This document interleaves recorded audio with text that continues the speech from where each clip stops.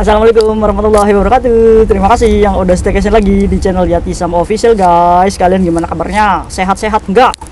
Sehat dong ya pastinya. Hari ini saya lagi berjemur, tapi pakai jaket karena dingin ya guys ya. Tetap kita harus jaga kesehatan karena orang Hongkong itu kalau kita pilek nanti dikiranya kita ini nggak bisa menjaga tubuh ya guys ya, karena mereka itu rewel. Jadi kalian harus jaga kesehatan ya guys ya. Aduh guys, saya disclaimer dulu nih buat kalian penjual-penjual online nih ya.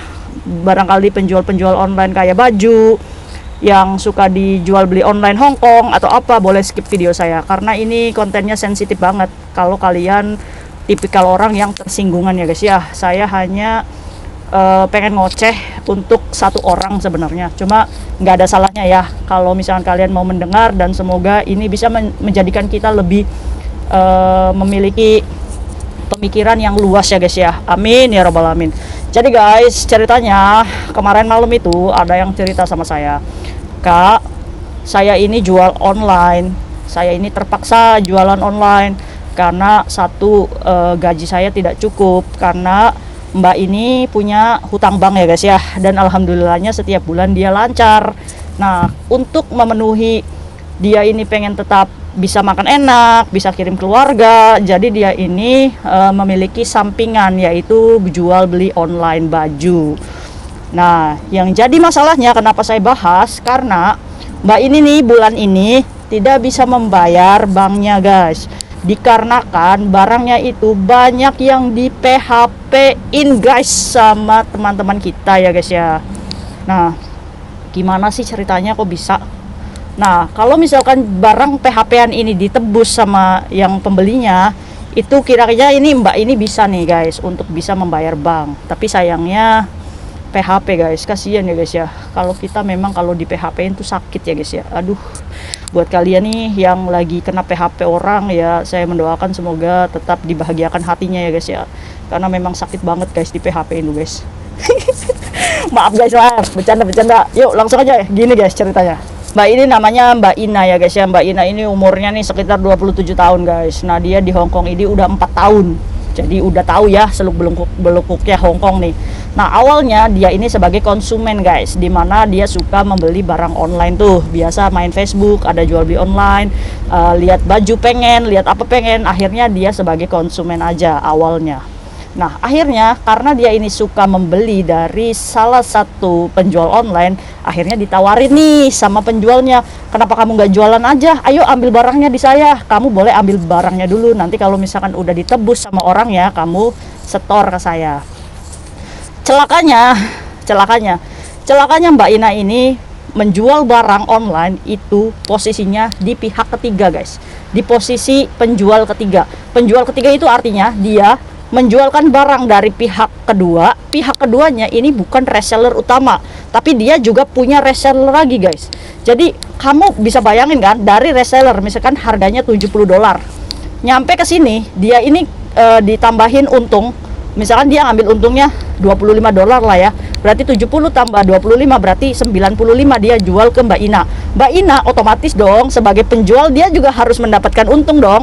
Nah, diajarin tuh sama yang pihak kedua, kamu ambil untung deh, boleh 25 atau 30. Mereka mau kok.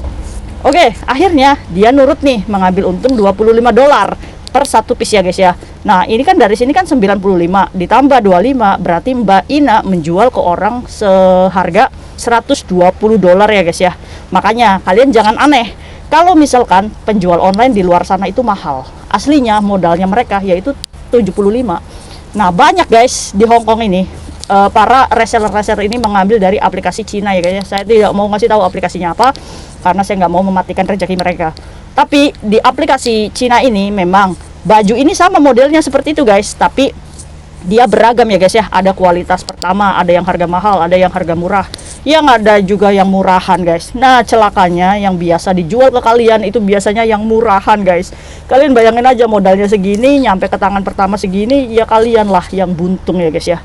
Nah, apakah penjual ini untung? Nggak selamanya untung ya guys ya. Nih buktinya nih Mbak Ina nih sekarang lagi kepepet gara-gara di PHP-in sama kalian. Ayo kalian beli barang online gak ditebus nih. Kalau nggak punya duit nggak usah belilah. Kayak saya aja nih baju nih murahan.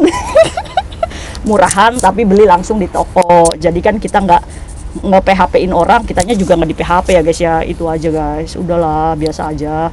Nah akhirnya Mbak Ina ini menjual lah online. Awal jualan dengan semangat yang bergebu-gebu nih, oke nih, untungnya nih hampir kalau misalkan dia ini kalau misalkan libur dia selalu beli koper guys, karena capek ya ngangkat-ngangkat. Ini dia ini bisa mendapatkan konsumen dari media sosialnya nih, misalkan 10 piece nih barangnya. Barang kan datang tuh. Nah, diambil lah Mbak Ina ini ke yang jualan itu. Nah, diambil dulu kan 10 barang, taruhlah di kopernya. Nah, dia ini Mbak Ina ini kan belum dikenal namanya begitu bagus. Jadi dia ini sistemnya menjemput bola, di mana dia itu menghampiri pembeli untuk transaksi, guys. Oke. Akhirnya dia ini keliling kan, ngambil tuh barangnya 10 piece ditaruh di koper. Dia geret kopernya kalau libur. Nah, akhirnya dia ketemu di MTR Zunwan, balik lagi ke Mongkok, balik lagi ke Laicikok untuk mengantarkan 10 piece barang itu. Ya lumayan guys, kalau kalian kalkulasikan. Kalau Mbak Ina aja ngambil $25 satu piece-nya, berarti dia mendapatkan untung $250 dong ya. Setiap penjualan $250. Itu kalau kita potong biaya transport MTR aja 50, berarti kita mendapatkan 200 ya untuk untung dari 10 piece itu. Lumayan dong, 400.000. Makanya mereka-mereka ini pada tergiur. Nah, yang jadi celakanya, gimana kalau barangnya di PHP-in, boro-boro dapat 200, kita malah tekor modal ya guys ya. Karena ya reseller nggak mau tahu kalau barangnya di PHP-in, ya kalian harus tetap setor. Nah, duit dari mana? Ya duit dari gajinya Mbak Ina sendiri ya guys ya. Duit banknya dipakai tuh untuk setor dulu barang-barang yang di PHP. Kalau kayak gini apakah kita harus kasihan? Ya gimana dong ya. Nah akhirnya ya barangnya itu menumpuk guys. Gak mungkin dong Mbak Ina ini bawa barang banyak-banyak ke rumah majikannya. Secara majikan Hongkong itu kan rumahnya kecil guys, mau ditaruh di mana?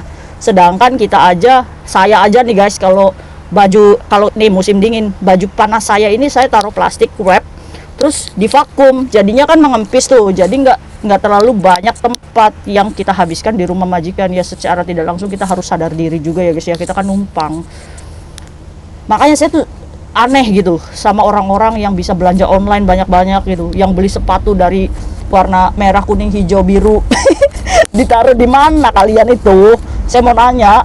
Ya mungkin kalau misalkan bosnya yang rumahnya besar terus punya tempat space yang oke, ya bisa sih ya, tapi saya nggak sanggup guys untuk itu. Jadi saya tuh kalau beli baju, ya baju lama saya buang dulu, maksudnya di recycle gitu, di pembuangan baju baru saya beli lagi begitu guys.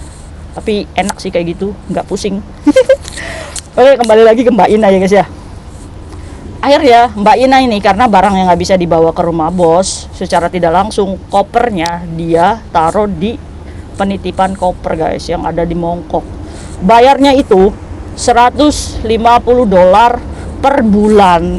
Itu juga termasuk biaya ya guys ya. Jadi kalian kalau sebagai penjual online, kalian itu harus memikirkan tuh untuk biaya penitipan barangnya, untuk biaya transport, bukan semata-mata ngambil untung aja ya guys ya.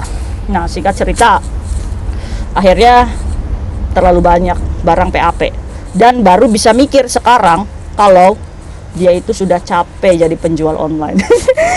Aduh, kenapa nggak dari dulu aja sih Mbak? Kenapa baru sadarnya sekarang? Tapi ya nggak apa-apa. Ini sebagai pembelajaran kita. Nih, ayo kita bahas kasus ini yuk.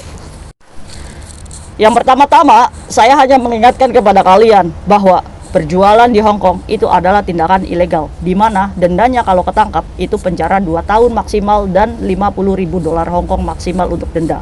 $50.000 Hong Kong itu ya sekitar 100 juta guys. Kalian punya uang, siap-siap nih. Kalian juga harus memikirkan kalau ketangkap ya guys ya. Nih contoh nih video. Ini adalah salah satu PMI yang tertangkap karena berjualan nasi. Lihat tuh, digiring sama imigrasi. Kalau kayak gini kan kitanya jadi ikut terenyuh ya guys ya. Aduh kasihan. Ya mau nggak mau dia harus masuk sel prodeo atas tindakan ilegalnya karena berjualan nasi. Ya kalau kita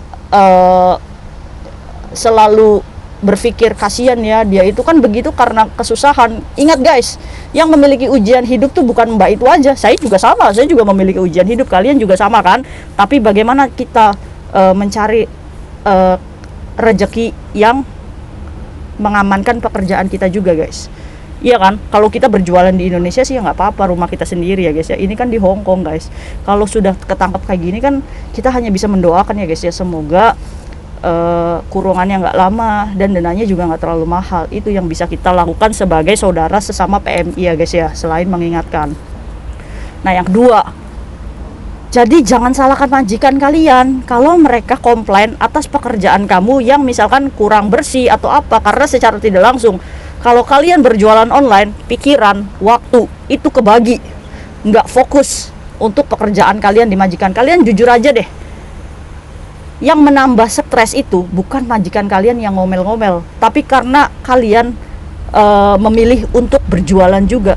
Kalian pikir aja, kalian aja kerja dari pagi jam 7 misalkan, istirahat jam 11 malam, otomatis kalian curi-curi waktu untuk membalas komen dari konsumen kalian hanya untuk mendapatkan konsumen kan. Dalam pekerjaan kalian sampai ngepel sedikit pegang handphone, cek, balas. Bukannya itu nambah stres kalian itu bekerja. Stres nggak sih kalian itu? Saya mikirin loh, udah kayak gitu ya, kalian malam udah waktunya istirahat sebenarnya, dengerin musik atau nonton YouTube. Jangan lupa nonton YouTube-nya Yati Sam ya guys ya. Bercanda, maksudnya nonton YouTube ngefreshin otak gitu. Tapi kalian harus menghubungi reseller, gimana barangnya ready nggak, terus konsumennya gitu. Dalam sebuah pekerjaan ya guys ya, itu kan nambah stres pikiran kalian. Udah kayak gitu, hari Minggu tiba dimana kalian harusnya have fun sama teman-teman, makan makanan yang enak atau apa, atau tidur gitu di taman. Jadi kalian harus ngambil barang dulu pagi-pagi karena nggak mau desek-desekan. Terus habis itu kalian juga keliling-keliling tuh ke MTR untuk ketemu sama orangnya, di PHP-in. Kan stres ya kalian itu. Jadi jangan menambah pikiran kalian menjadi lebih depresi guys. Kasihan, majikan kalian tuh, gaji kalian tuh udah 9 juta loh.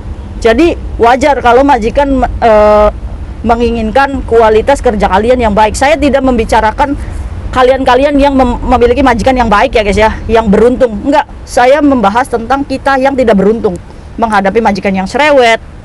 Iya kan, udah kita harus mikirin biaya bank, kita juga memikirkan majikan yang cerewet, belum konsumen kita di PHP-in barang lambruk. Iya kan, itu aja mungkin pandangan saya ke kalian ya. Intinya sayangi diri kalian. Kalian menggebu mengejar berapa dolar pun, kalau dalam hati kalian tidak ada rasa syukur, semua itu akan kurang. Saya yakin hidup kalian tidak akan bahagia, yang ada kurang-kurang aja. Jadi sekarang berubahlah pola pikirnya guys. Ayo kita sama-sama belajar yuk untuk selalu bersyukur dan menikmati pekerjaan yang sedang kita jalani untuk jangka yang panjang.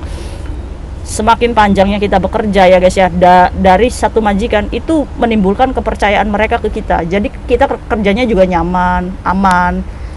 Jangan kalian mencari kesibukan ya kayak penjual online ini. Kalau kalian sebagai reseller tangan pertamanya is okay ya, mungkin dari situ untungnya banyak ya guys ya. Kalau kalian cuma dari tangan kedua, tangan ketiga yang menjual barang sesuai kualitasnya itu begitu, terus udah dijual, kita dapat uangnya, kita dikomplain barangnya jelek, kan kita sendiri ya yang nggak enak ya, menjual barang dengan kualitas murah tapi kita menjualnya dengan kualitas tinggi. Ya kita kan nggak salah, kita menjual kan memang harga dari sananya begitu. Iya betul ya, tapi ya itu bagian dari resiko yang harus kalian terima, komplainan dan PHP-an orang ya guys ya. Oke, mungkin itu aja ya ocehan saya hari ini. Semoga kalian bisa berpikir ulang, penting gak sih untuk memiliki sampingan pekerjaan di Hong Kong. Kalau saya memilih untuk bekerja yang baik-baik aja di rumah majikan. Saya nggak mau pusing juga, saya juga nggak mau tekor juga, saya juga nggak mau ribut sama konsumen, saya juga nggak mau ribut sama reseller. Saya menyempitkan stresnya hidup saya dengan tidak berjualan online. Oke, untuk kalian semoga juga kalian juga memiliki pencerahan ya guys ya. Nggak apa-apa juga sih saya tegur buat kalian nih yang suka belanja online tapi nggak pernah diambil. Kalian sadar nggak sih, kalau kalian pengen modis, kalau kalian pengen fashionable atau apa, jangan merugikan orang lain juga. Kalau kalian nggak punya duit ya jangan beli online.